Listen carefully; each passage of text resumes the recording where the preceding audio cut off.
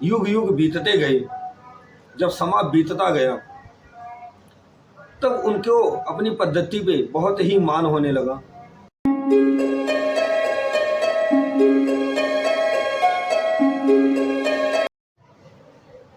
जय श्री राम। मैं आचार्य परमेश्वर पुजारी श्री रामदास आयुर्वेदा सेवा संस्थान में आपका हार्दिक स्वागत करता हूँ।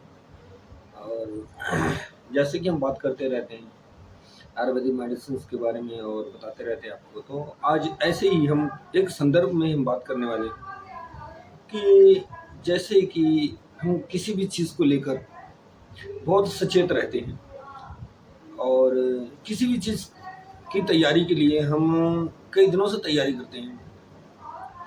तो एक तैयारी की कल्पना अलग होती है कि हम किसी विषय में तैयारी कर रहे हैं।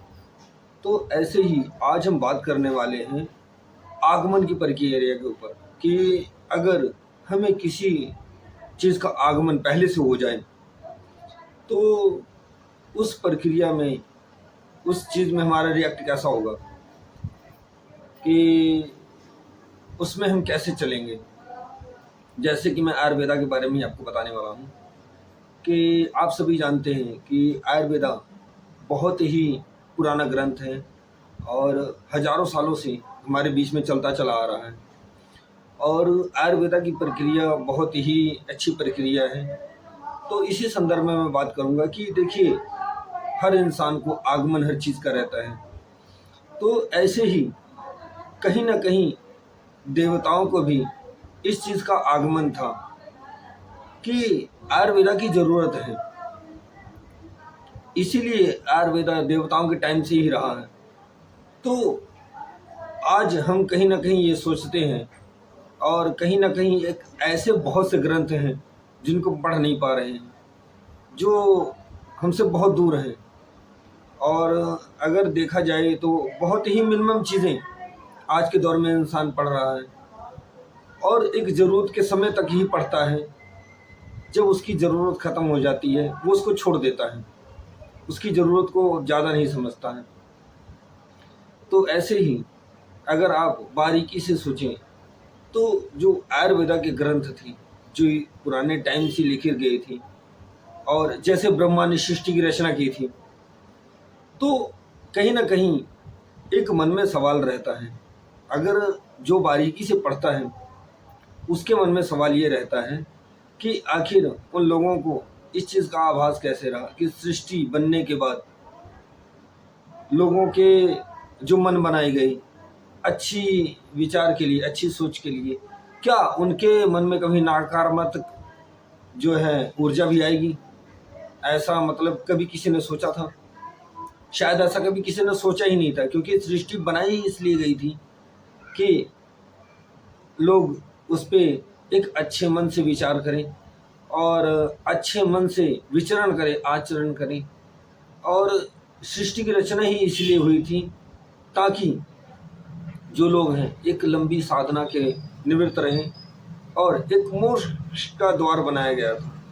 लेकिन आज के दौर में देखा जा रहा है या उस टाइम का दौर अगर देखें तो जब सृष्टि बनाने के बाद बारीकी से देखा गया तो ये देखा गया कि लोगों के मन में वो जो नकारात्मक विचार थे जो जब उत्पन्न होने शुरू हुए तो लोग शारीरिक तौर पर बीमार होना शुरू हुए।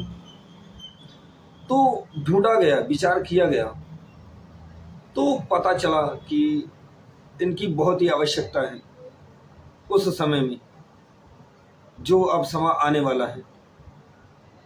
तो बहुत ही बारीकी से जब विचार किया गया तो आभास हुआ,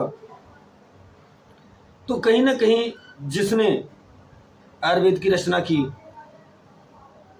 उन्होंने ये जान लिया, ये समझ लिया कि इसकी आने वाले समय में बहुत ही ज़्यादा ज़रूरत है, ये बहुत ही ज़्यादा उपयोगी रहेगा। तो उनको मन में खुशी भी हुई कि बहुत ही अच्छा हुआ कि हम पहले से ही इन तैयारियों के साथ जुड़े रहे। उनको बहुत ही अच्छा लगा और कहीं ना कहीं जब युग युग बीतते गए, जब समा बीतता गया तब उनको अपनी पद्धति पे बहुत ही मान होने लगा कि हम बहुत ही अच्छे चलते आ रहे हैं, इससे कोई समस्या नहीं है, लोगों को इससे राहत भी मिल रही है।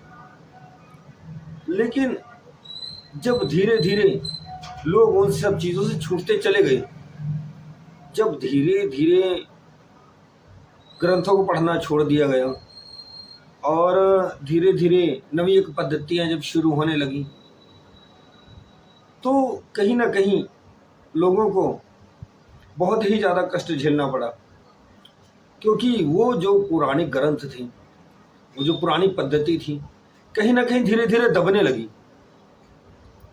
कहीं ना कहीं वो अनुच्छेद जो थे धीरे धीरे दबने लगी, एक साइड में रखे जाने लगे। उनकी ज़रूरतें, ऐसा महसूस होने लगा कि अब इनकी शायद ज़रूरतें नहीं हैं, क्योंकि नवी पद्धतियाँ आ गई, नवे जुड़ाव होने लग गए, तो इसलिए उनका आभास धीरे धीरे कम होने लगा। लेकिन ऐसा नहीं है, क्योंकि देखो वो जो पुरानी चीज़ें थी वो इसी सोच में बनाई गई थी, वो पहले से ही तैयार थी, उसके लिए पहले से ही एक ऐसा सिस्टम तैयार कर लिया गया था ताकि अगर उससे जुड़े रहे तो कभी वो भयानक समस्याएं नहीं आएंगी जिससे कि अब हम जूझ रहे हैं। लेकिन लोग शायद अब नहीं समझ रहे हैं।